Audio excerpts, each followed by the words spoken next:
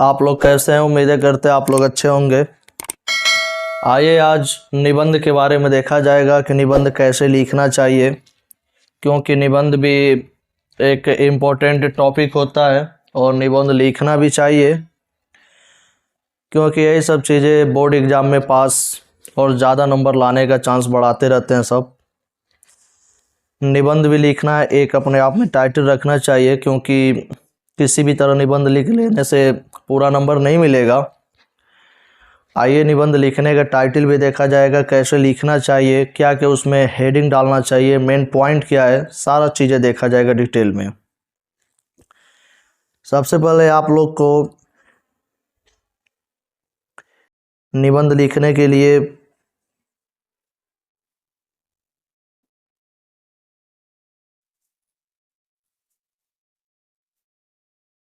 निबंध कैसा लिखा जाएगा, ये हर एक चीज़ें डिटेल में देखा निबंध को देखा जाएगा कि विज्ञान में चमत्कार, विज्ञान के चमत्कार क्या क्या हुए हैं, कैसे हुआ है, या विज्ञान में किस किस चीज़ों का खोज हुआ है, इसके बारे में देखा जाएगा।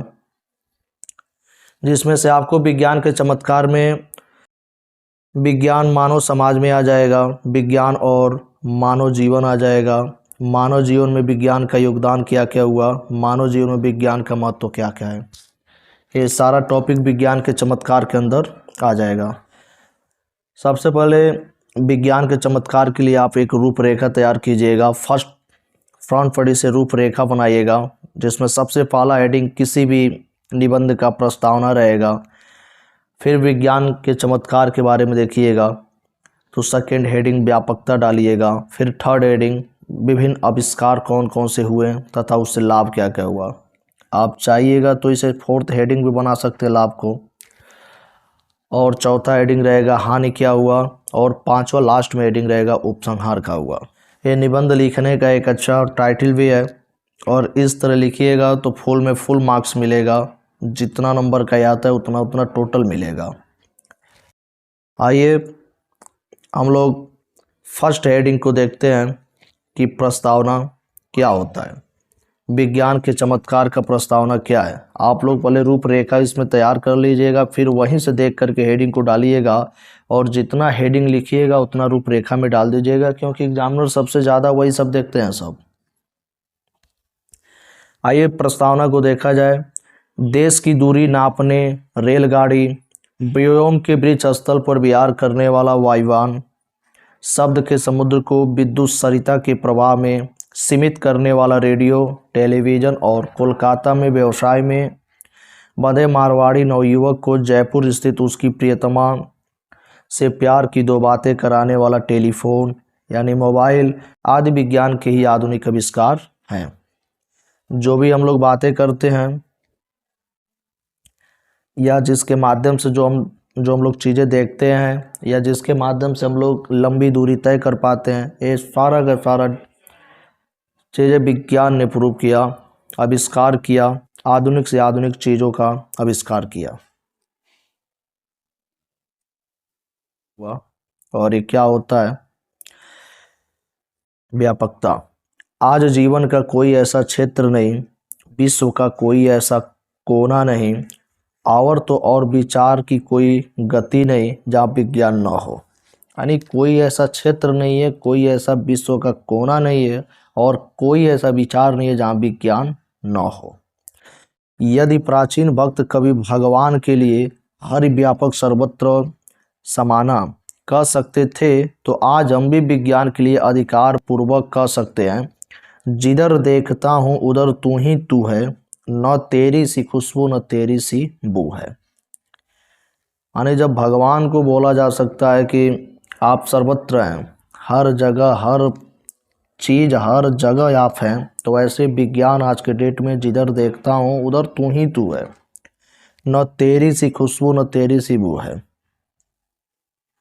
क्योंकि विज्ञान हर एक चीज़ों में फैल चुका है, और हर एक चीज़ें इसी का आविष्कार किया जा रहा है, जो हम लोग को इसमें हर एक कामों को आसानी करवाते हैं लोग।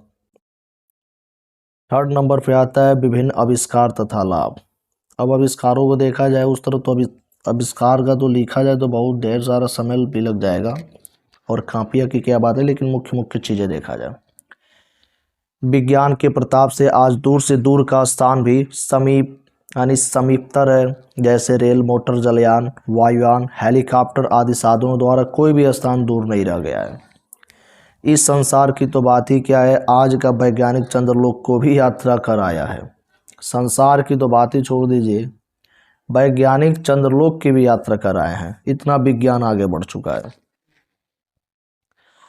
आज का वैज्ञानिक चंद्रलोक की भी यात्रा कर आया तथा मंगल लोक पर जाने की तैयारी भी कर रहा है। चंद्रलोक पर से आने के बाद मंगल लोक की जाने की तैयारी कर रहा है। विज्ञान हमें केवल दूर से दूर स्थान तक अल्प समय और अल्प व्यय में पहुंचाता ही नहीं, अपितु हजारों मील की दृश्यों को टेलीविजन द्वारा दिखा भी देता है। ये नहीं है कि ये केवल दूरी तय करने में मतलब सहायता देता है, यह हजारों मील दूरी चीज़ों को भी दिखाता है, टेलीविजन द्वारा दिखा भी देता है। आइए 4th नंबर वाले हेडिंग को देखा जाए कि 4th नंबर विज्ञान के चमत्कार से मनुष्य को हानि क्या क्या होता है या और चीज़ों को हानि क्या होता है। उक्त विवरण से ज्ञात होता है कि विज्ञान आविष्कार मानव के जीवन की गहराई से घुल मिलकर उसके हाथ पांव के समान ही उसके अभिन्न अंग बन गए हैं। ये तो भी सही बात है, मानव के हाथ पांव के समान ही उसके अभिन्न अंग बन गए हैं विज्ञान का आविष्कार जो भी हुआ है। इसका तात्पर्य है कि विज्ञान ने मानव का कल्याण ही किया है, पर नहीं। चित्र का एक पार्श्व यदि रंगीन होता है और मानव मन को लुभाने वाला होता है तो दूसरा अनाकर्षक होता है। विज्ञान का भी आज यही हाल है, क्योंकि मनुष्य के लिए हर एक चीज़ें को आसान कर दिया। जो मनुष्य को चाहिए वो मिलता जा रहा है। वही यहाँ पे बोला गया है कि मानव के जीवन की गहराई से घुल मिलकर उसके हाथ पांव के समान उसके अभिन्न अंग बन गया विज्ञान। आइए लास्ट हेडिंग जो हर एक निबंध के लास्ट में लिखना चाहिए, उपसंहार। इस निबंध का मेन निचोड़ क्या है, निबंध कहना क्या चाह रहा था, इसको देखा जाए। अब विश्वास हुआ है कि ये वैज्ञानिक आविष्कार मानव जात के लिए अभिशाप अधिक है, वरदान कम है। मानव जात के लिए अभिशाप अधिक है, वरदान कम है। सत्य भी यही है कि जब से वैज्ञानिक आविष्कारों ने मानव को सुविधा दी है और उसकी भोग की तीव्र किया है, तब से विश्व में शांति की समस्याएं पेचीदा होती जा रही है और उनका कोई समाधान ही नहीं दिखाई देता। तो इस तरह आप एक निबंध लिखिएगा विज्ञान के चमत्कार। सबसे पहले आप रूपरेखा तैयार कीजिएगा। उस रूपरेखा में जो भी मेन पॉइंट है, हेडिंग है, सबसे पहले वहाँ पे हेडिंग बनाइएगा, 4 5 6 जितना भी हो सकता है। उसके बाद से उस टॉपिक को हेडिंग के तौर पे लिखिएगा और अच्छा लिखिएगा, ज़्यादा शब्दों में लिखिएगा, तभी नंबर पूरा का पूरा मिलेगा। आइए नेक्स्ट एक निबंध को देखा जाए।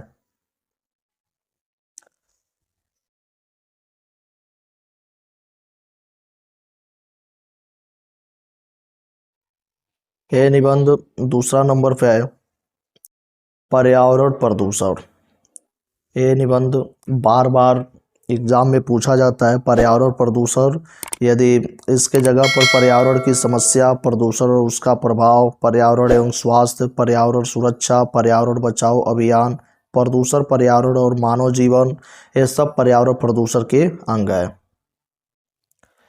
ये सारा का सारा पर्यावरण प्रदूषण का अंग है।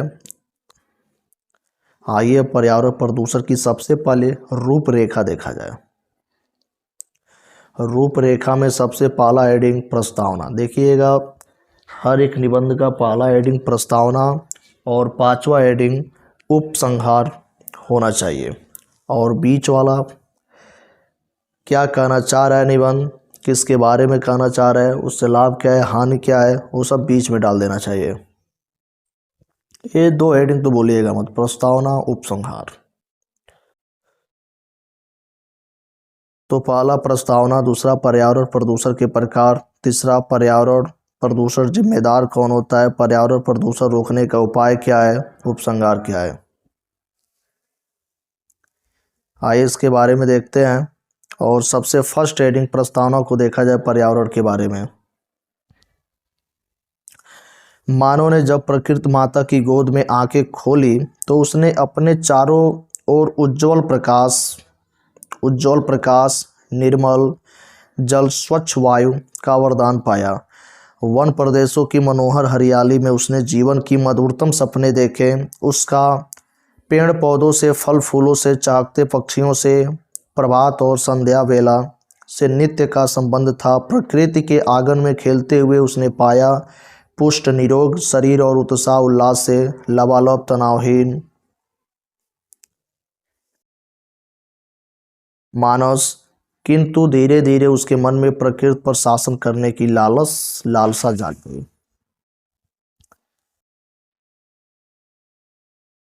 आइए सेकंड वाले हेडिंग को देखते हैं, पर्यावरण प्रदूषण के प्रकार क्या क्या है।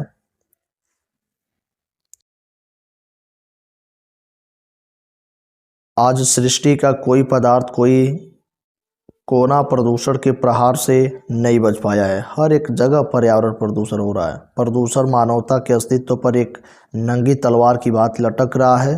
प्रदूषण के मुख्य स्वरूप निम्नलिखित हैं। आइए देखा जाए कौन कौन से स्वरूप हैं। सबसे पहला आ गया जल प्रदूषण। जल प्रदूषण देखा जाए, जल मानव जीवन के लिए परम आवश्यक पदार्थ है। मानव के लिए जल तो परम आवश्यक पदार्थ होता ही है। जल के परंपरागत स्रोत हैं जैसे कुएं, तालाब, नदी तथा वर्षा का जल। प्रदूषण ने सभी स्रोतों को दूषित कर दिया है। औद्योगिक प्रगति के साथ साथ हानिकारक कचरा और रसायन बड़ी बेदर्दी से इन जल स्रोतों में मिल रहे हैं। महानगरों के समीप से बहने वाली नदियों की दशा तो अकथनीय है। गंगा, यमुना, गोमती आदि सभी नदियों की पवित्रता प्रदूषण की भेंट चढ़ गई है। जल प्रदूषण बहुत ज़्यादा हो रहा है। जो कुएं, तालाब, नदी तथा वर्षा की जल हानिकारक हो रहे हैं, जिससे गंगा, यमुना, गोमती आदि सभी पवित्रता प्रदूषण की भेंट चढ़ गई है। आइए सेकंड नंबर पर देखते हैं वायु प्रदूषण। सेकंड नंबर पर देखते हैं वायु प्रदूषण। वायु भी जल के समान ही आवश्यक पदार्थ है। श्वास प्रश्वास के साथ वायु निरंतर शरीर में जाती है। आज वायु का शुद्ध मिलना भी कठिन हो गया है। वाहनों, कारखानों और सड़ते हुए औद्योगिक कचरे ने वायु में भी जहर भर दिया है। घातक गैसों के रिसाव भी यदा कदा खंड प्रलय मचाते रहते हैं। जो भी गाड़ियां चलती हैं, जो भी कारखाने से धुएं निकलते हैं, औद्योगिक कचरे, सब का सब वायु प्रदूषण के लिए हानिकारक हो गए हैं। थर्ड नंबर पे आता है खाद्य प्रदूषण। प्रदूषित जल और वायु के बीच पनपने वाली वनस्पति या उसका सेवन करने वाले पशु पक्षी भी आज दूषित हो रहे हैं, चाहे शाकाहारी हो या मांसाहारी हो। कोई भी भोजन के प्रदूषण से नहीं बच सकता है। जो भी खेत में ज़्यादा से ज़्यादा खाद्य डाला जा रहा है, जो भी वायु प्रदूषण और जल प्रदूषण के माध्यम से इस दोनों के बीच में जो खाद्य प्रदूषण हो रहा है, ये तो सबसे हानिकारक पहुंचा रहा है पशु पक्षी मानो जो भी हो, शाकाहारी हो या मांसाहारी हो।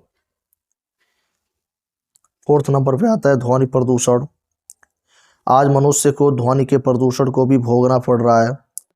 कड़कटु और कर्कश ध्वनियाँ मनुष्य के मानसिक संतुलन को बिगाड़ती है। जैसे डीजे का आवाज़ हो गया, एरोप्लेन का आवाज़ हो गया, आपका ये ट्रेन का आवाज़ हो गया, किसी गाड़ी का तेज साउंड का आवाज़ हो गया, और उसकी कार्य क्षमता को भी कुप्रभावित करती है। जैसे आकाश में वायुयानों की कनफोड़ आवाज़ें, ध्वनियाँ, धरती पर वाहन यंत्रों और संगीत का मुफ्त दान।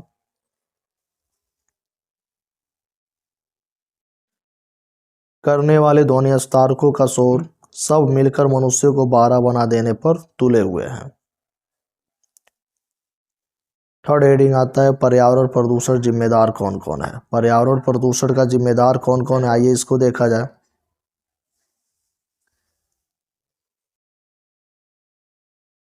प्रायः हर प्रकार के प्रदूषण की वृद्धि के लिए हमारी औद्योगिक और वैज्ञानिक प्रगति तथा मनुष्य का अविवेकपूर्ण आचरण ही जिम्मेदार है। पर्यावरण प्रदूषण का जिम्मेदार प्रायः हर प्रकार के प्रदूषण की वृद्धि के लिए हमारी औद्योगिक और वैज्ञानिक प्रगति तथा मनुष्य का अविवेक आचरण ही जिम्मेदार है, दूसरा कोई नहीं जिम्मेदार, यही है। जैसे चर्म उद्योग हो गया, कागज उद्योग हो गया, छपाई उद्योग हो गया, वस्त्र उद्योग हो गया और नाना प्रकार के रासायनिक उद्योगों का कचरा और प्रदूषित जल लाखों लीटर की मात्रा में रोज नदियों में बहाया जाता है या जमीन में समाया जाता है या समाया जा रहा है।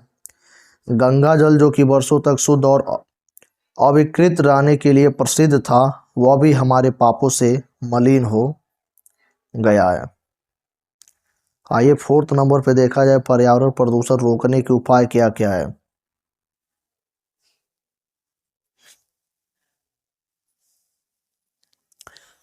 प्रदूषण फैलाने वाले सभी उद्योगों को बस्तियों से सुरक्षित दूरी पर ही स्थापित और स्थानांतरित किया जाना चाहिए। उद्योगों से निकलने वाले कचरे और दूषित जल को निष्क्रिय करने के उपरांत ही विसर्जित करने के कठोर आदेश होने चाहिए।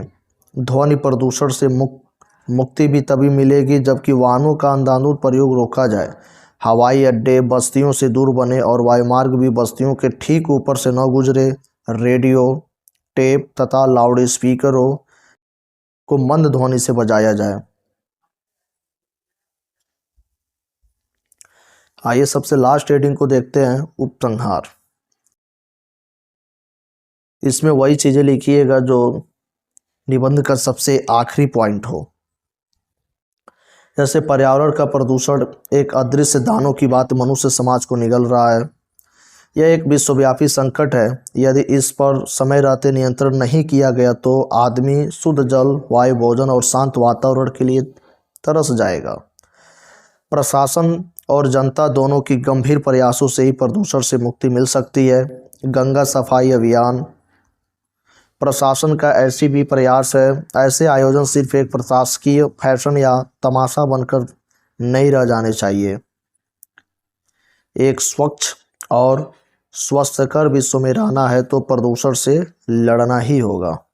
एक स्वच्छ और स्वस्थकर विश्व में रहना है तो प्रदूषण से लड़ना ही होगा।